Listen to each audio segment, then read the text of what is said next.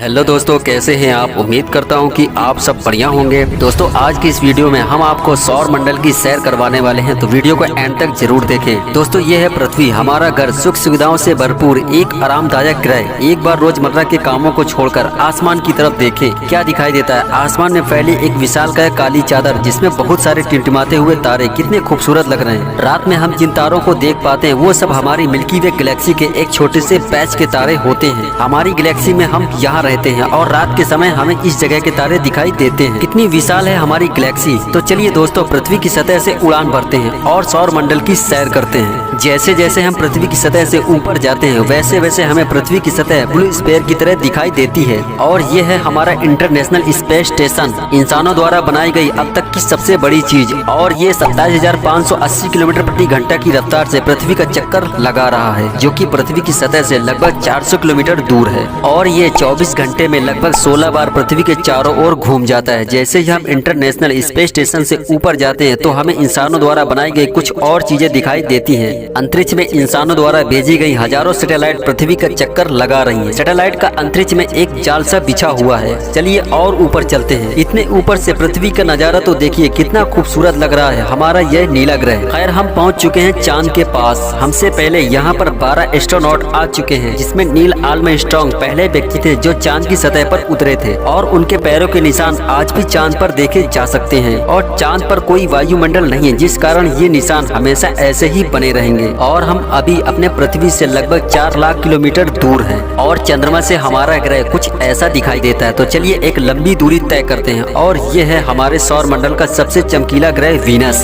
इसको पृथ्वी का छोटा भाई कहा जाता है, क्योंकि यह पृथ्वी की ही तरह एक रॉकी प्लेनेट है और इसकी ग्रेविटी लगभग पृथ्वी की तरह समान है। लेकिन ये ग्रह एक खतरनाक ग्रह है, क्योंकि इस पर होती है भयंकर बारिश, पानी की नहीं बल्कि एसिड की। इसके एटमॉस्फेयर में जो बादल दिखाई दे रहे हैं वो सल्फ्यूरिक एसिड के हैं। हमारे सौर मंडल में वीनस ही एकमात्र ऐसा ग्रह है जिस पर सबसे ज्यादा ग्रीन हाउस इफेक्ट होता है। सूर्य की गर्मी इस पर आती तो है लेकिन वापस नहीं जा पाती, जिस वजह से हीट इसके एटमॉस्फेयर में ट्रैप होकर रह जाती है। यही कारण है कि शुक्र ग्रह हमारे सौर मंडल का सबसे गर्म ग्रह है, जिसका तापमान 465 डिग्री सेल्सियस है। तो चलिए अपनी जर्नी को और आगे बढ़ाते हैं। और ये है सूर्य के सबसे पास मौजूद ग्रह मरक्यूरी। इस ग्रह की धरती हमारे चांद जैसी नजर आती है। इस ग्रह के दिन और रात के टेम्परेचर में बहुत ही ज्यादा डिफरेंस है। रात के समय इसका तापमान -170 डिग्री सेल्सियस तक पहुंच जाता है, तो दिन के समय इसका तापमान 400 डिग्री सेल्सियस को भी पार कर जाता है। तो चलिए और आगे बढ़ते हैं। और ये है हमारा सूरज। यही है जो अपनी ऊर्जा से पृथ्वी पर जीवन को चला रहा है। और सूरज ना होता तो हम भी ना होते। पृथ्वी से लगभग 150 मिलियन किलोमीटर दूर मौजूद ये तारा इतना बड़ा है कि इसमें लाखों पृथ्वियां समा जाएं। सूर्य इतना भारी है कि इसकी ग्रेविटी पूरे सोलर सिस्टम को कंट्रोल कर रही है। इससे निकलने वाली लपटें इतनी बड़ी होती हैं कि सूर्य की सतह से हजारों किलोमीटर ऊपर चली जाती हैं। चलिए अपनी यात्रा को और आगे बढ़ाते हैं। ये है पृथ्वी का सबसे नजदीक ग्रह मंगल। और इसकी धरती लाल है, इसी वजह से इसको लाल ग्रह कहते हैं। वैज्ञानिक मंगल ग्रह के बारे में जानने के लिए बड़े उत्सुक हैं, क्योंकि वैज्ञानिक ये अनुमान लगाते हैं कि मंगल ग्रह हमारा पास्ट है।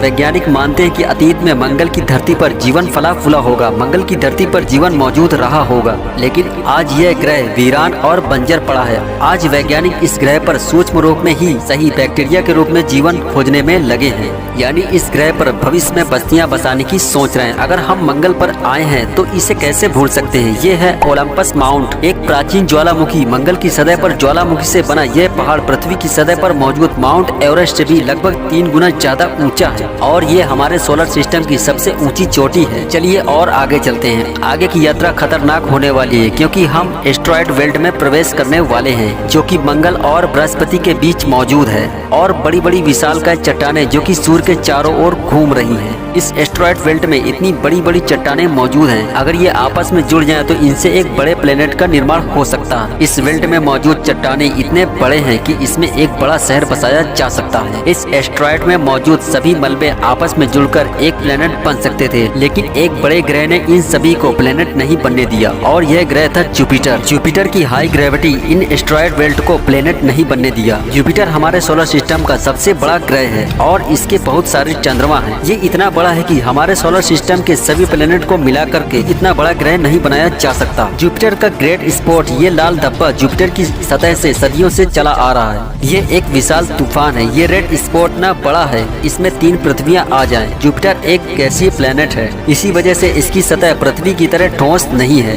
जुपिटर इतना विनाशकारी है, वही इसके चंद्रमा जीवन के पनपने के लिए आइडियल साबित हो सकते हैं। जुपिटर के दर्जनों चंद्रमाओं में से एक यूरोपा, जो कि पूरी तरह से बर्फ की मोटी चादर से ढका हुआ है। वैज्ञानिक मानते हैं कि यूरोपा की सतह पर जमी बर्फ के नीचे पानी तरल रूप में मौजूद है। इस पर पानी का तरल रूप में मौजूद होना जीवन होने की संभावनाओं को बढ़ा देता है। हमारा अगला सफर है सौर मंडल के सबसे खूबसूरत प्लेनेट शनि ग्रह। शनि ग्रह के रिंग इस प्लेनेट के 4 चांद लगाते हैं। शनि ग्रह को हमारे सोलर सिस्टम का ताज माना जाता है, जो कि इसकी सतह से हजारों किलोमीटर ऊपर है। और ये है शनि ग्रह का चंद्रमा टाइटन। इसका खुद का एटमॉस्फेयर है, इस पर हवा है और बारिश होती है, मौसम भी बदलते हैं और इस पर नदी सागर भी मौजूद है। यह चंद्रमा देखने में लगभग पृथ्वी की तरह ही है, लेकिन इसमें जो नदी और सागर हैं, वो पानी के नहीं बल्कि लिक्विड नेचुरल गैस के हैं। और अभी हम अपने पृथ्वी से इतनी दूर आ चुके हैं कि यहाँ से हमारी पृथ्वी एक डॉट की तरह दिखाई देती है। जैसे हम और आगे बढ़ते जाएंगे, हमारी पृथ्वी दिखाई देना बंद हो जाएगी। हमारा अगला सफर है यूरेनस। प्राचीन समय में यूरेनस और नेपच्यून के बारे में कोई जानकारी नहीं थी, जब तक कि टेलीस्कोप का आविष्कार नहीं हुआ। हमारे सौर मंडल का आखिरी प्लेनेट है नेपच्यून।